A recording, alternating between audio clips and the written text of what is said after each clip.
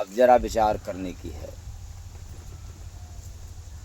संसार में एक भजन ही मात्र सच्चा है,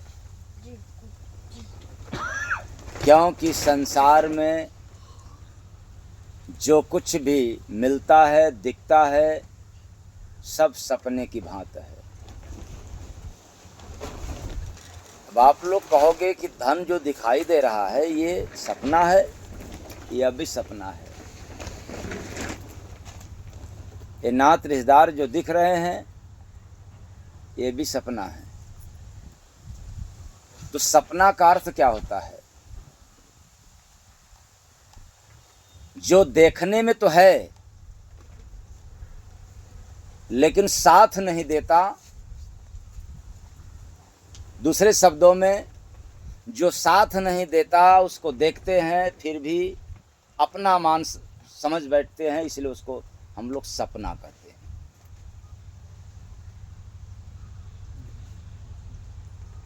जैसे आज हमने कपड़ा पहना और वह भी नया, दुकान से खरीदा, सिला सिलाया हुआ, या खरीद करके उसको टेलर को दिया, सिल करके दे दिया और आपने पहन लिया। आज वह कपड़ा नया है, बड़ा अच्छा लगता है। अगले दिन वही कपड़ा पुराना हो जाएगा और देखते देखते न जाने कितनी बार जिंदगी में आप लोगों ने कपड़ों को चेंज किया कि नहीं किया? चेंज कर दिया। तो कपड़े की आयु कितना हुआ? कोई निर्धारित नहीं है, कब फट जाएगा। उसी तरह से शरीर एक कपड़ा है, या जो तन है एक वस्त्र है। तो किसके लिए वस्त्र है? आत्मा के लिए। तो आत्मा के लिए ये कपड़ा मिला हुआ है।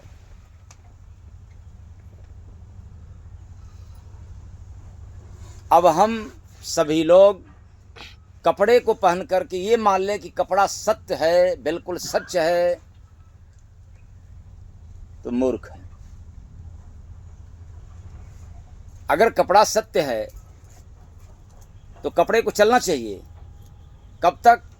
जब तक आपकी जिंदगी है। लेकिन कपड़ा बीच में ही साथ छोड़ देता है।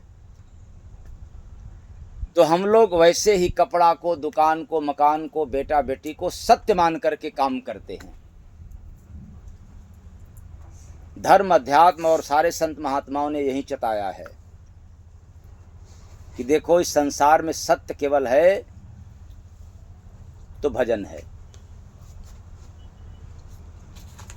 इसलिए आपको भजन में सुनाई दिया, गुरु भजन है जग में सच्चा,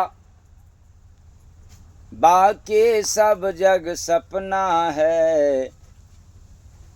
भज ले गुरु का नाम रे बंदे, यहाँ न कोई अपना है। भज ले गुरु का नाम रे बंदे, यहाँ न कोई अपना है। भज ले गुरु का नाम रे बंदे। तो भज ले गुरु का नाम, यहाँ कोई नहीं अपना है। क्यों? कि भजन ही एक सच्चा है, अपना है। पूरी संसार सपना है। और इस बात को मैं ही नहीं कह रहा हूं, रामचरितमानस में गोस्वामी दास जी ने भी दर्शाया है।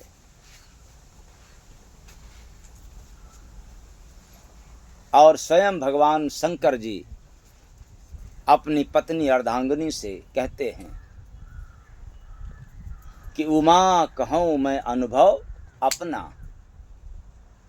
यानी अपने पत्नी से स्वयं भगवान भोलेनाथ कह रहे हैं कि देखो मैं किसी का सुना और पढ़ा हुआ नहीं बात कह रहा हूं। उमा कहूँ मैं अनुभव अपना। याद रखना, ज्ञान से बड़ा अनुभव। ज्ञान किसी भी प्रकार का चाहे किसी को भी मिल जाए, वो एक बार धोखा मिलना तय है ज्ञान में। लेकिन अनुभव यदि मिल गया तो धोखा नहीं खाते। वैसे जैसे बिल्ली को जानते हैं, गर्म दूध पी ले एक बार भूल से तो छाछ को भी कैसे पिएगी? हाँ, सोच लेना। छाछ गर्म नहीं किया जाता, गर्म किया जाता है दूध। काश एक बार भी गर्म दूध को पी जाए बिल्ली तो छाछ को भी बिना फूके नहीं पी सकती। तो जब बिल्ली दूध को पी तो उस समय अनुभव नहीं था। क्या था उसके पास? ज्ञान था।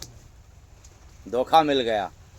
अब धोखा मिलने के बाद अनुभव बढ़ गया तो दोबारा धोखा तो छाछ को भी फूंक करके पीती है। इसलिए ज्ञान से बड़ा अनुभव है।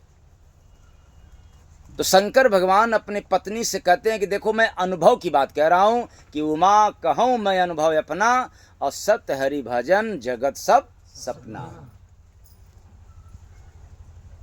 ये अनुभव की बात है कि संसार में साफ सपना है। अब हमारे आप लोगों में से किसी के पास अनुभव न हो संसार की, केवल ज्ञान हो धन कमाने की, दुकान बढ़ाने की, मकान बढ़ाने की, तो आप कहोगे कि ये जगत सही है, सपना नहीं है, यही सब सही है। लेकिन काश अनुभव आपको मिल जाए तो आप भी कहना चालू कर दो कि शंकर भगवान जैसा ये संसार में कोई अपना नहीं है, सब सपने की भांति है। और भला शंकर भगवान क्यों न कहें? भगवान होते हुए अपने पत्नी को नहीं रोक पाए। जब हट कर गई, जिद कर गई कि मैं मायके जाऊंगी और जल करके खाक हो गई। बाबा भोलेनाथ समझ रहे थे कि ये बात गड़बड़ होने वाला है, फिर भी होने को भी रोकने वाले शंकर जी नहीं थे। इसलिए अनुभव की बात बोला। और हम लोग ज्ञान की बात बोलते हैं। अरे नहीं, यही काम धाम जितना है सब कमाओ, यही सत्य है। बाबा बीबी वेद पुराण सब व्यर्थ है, बेकार है, अपने फायदे के लिए बोलते हैं।